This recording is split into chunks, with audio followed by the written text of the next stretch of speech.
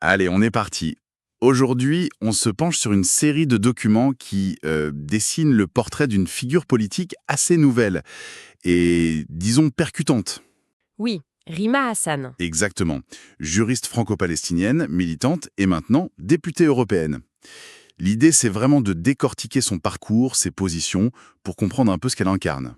Et pour faire ça, on a des sources qui sont assez complémentaires, je trouve. Ah oui, D'un côté, on a sa page officielle du Parlement européen, très factuelle, très institutionnelle. le cadre officiel. Voilà. Et de l'autre, on a la transcription d'un entretien très très long qu'elle a donné sur la chaîne YouTube Parole d'honneur. Et là, on est beaucoup plus dans le vif du sujet. C'est sans filtre. D'accord. Le contraste entre la fonction et la personne. C'est un peu ça, la technicienne et la militante. Ok, bon, déballons tout ça. Commençons peut-être par la vitrine, la page du Parlement. Alors, sa page nous dit qu'elle siège avec le groupe de la gauche, affilié à la France Insoumise. Jusque-là, pas de surprise. Et ces commissions sont très parlantes, hein. Les affaires étrangères et la sous-commission des droits de l'homme. C'est déjà une déclaration d'intention, non? Absolument. Et ce qui est fascinant, c'est de voir à quel point la fusion est immédiate entre son combat d'avant et son rôle de maintenant. Il n'y a pas de période d'adaptation. C'est-à-dire, Ses toutes dernières activités listées, c'est un débat sur la Palestine du 16 décembre 2025 et une question écrite très très pointue sur la participation d'Israël au programme Horizon Europe. un programme de financement européen. Exactement, donc on voit bien qu'elle prend les outils institutionnels pour continuer en fait exactement le même combat. Il n'y a aucune déconnexion. Et ça nous amène directement à l'entretien où elle développe une critique très très forte du discours dominant. Elle commence par un truc assez surprenant, une critique du mot cessez-le-feu, Oui, alors que c'est un slogan qui semblait faire consensus. complètement. C'est un point absolument central de sa pensée. Pour elle, ce slogan a été instrumentalisé. C'est un mot fort. Oui, elle dit qu'il a été vidé de sa substance politique. Elle explique que les dirigeants s'en sont saisis pour montrer une sorte d'évolution, pour dire «regardez, on agit». Mais selon elle, c'est une manœuvre. Une manœuvre pour éviter quoi? Quelles sont ces fameuses questions qui fâchent? Elle est très claire là-dessus. Les sanctions, la fin de l'occupation, la suspension des accords commerciaux et surtout la reconnaissance du risque de génocide à Gaza. D'accord. Donc, utiliser cessez-le-feu, ce serait une façon De rester à la surface, de calmer l'opinion sans jamais attaquer les racines du problème. Elle utilise le mot perverse pour qualifier cette rhétorique. Et ce mot perverse revient d'ailleurs souvent. Oui, elle l'applique aussi à la politique française. Mais avant ça, pour montrer ce qu'elle voit comme un recul, elle fait une comparaison historique. Bah oui, celle de 2002. Exactement.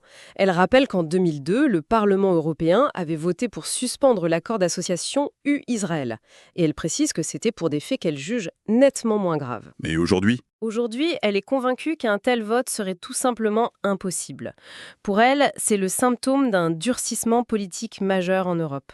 et donc qu'elle applique la même logique à la position d'Emmanuel Macron sur la reconnaissance d'un État palestinien. Oui, et là aussi, elle parle de manœuvre perverse. Pourquoi? Qu'est-ce qui justifie un mot aussi fort dans son analyse? Parce que pour elle, cette reconnaissance arrive comme un geste symbolique, un geste qui permettrait au gouvernement de se donner une belle image, une posture pro-palestinienne. Tout en évitant le sujet de fond. Voilà.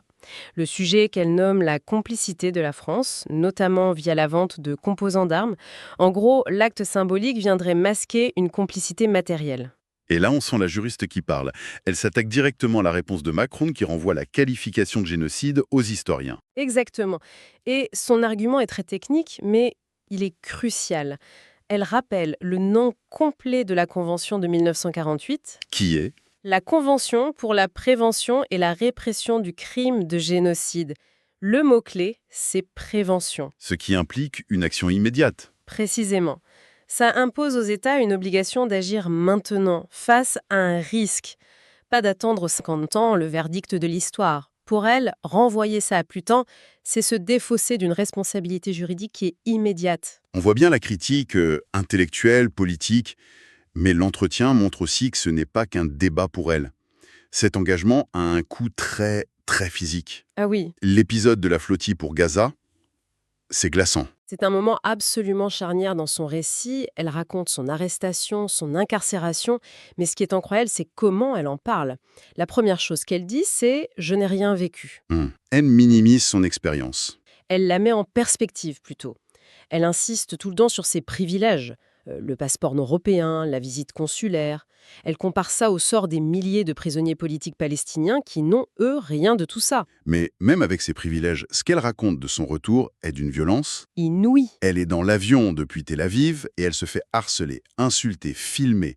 L'équipage doit tendre des couvertures autour d'elle pour la cacher. Elle dit avoir été traitée comme un animal. C'est une scène de déshumanisation totale. Et pourtant, même là-dedans, il y a des moments de résistance symbolique. C'est ça qui est fou. Juste avant de monter dans le fourgon, elle voit un olivier et elle demande à un garde si elle peut en prendre une petite branche. Et il la laisse faire. Oui, elle raconte que le soldat, touché par leur échange, lui a permis de le faire. Et elle dit qu'elle garde cette branche comme un trésor.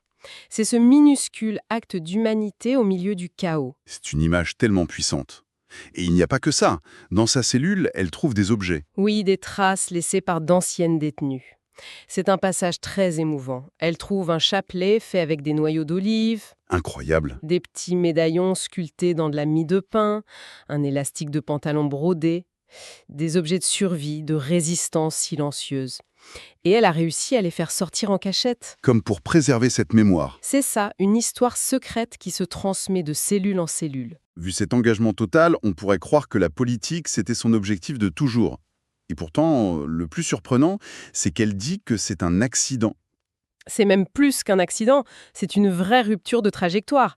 Elle explique que juste avant le 7 octobre, elle avait bouclé ses cartons. Pour aller où? Elle allait commencer un nouveau travail chez Amnesty International. Sa vie était, en quelque sorte, tracée.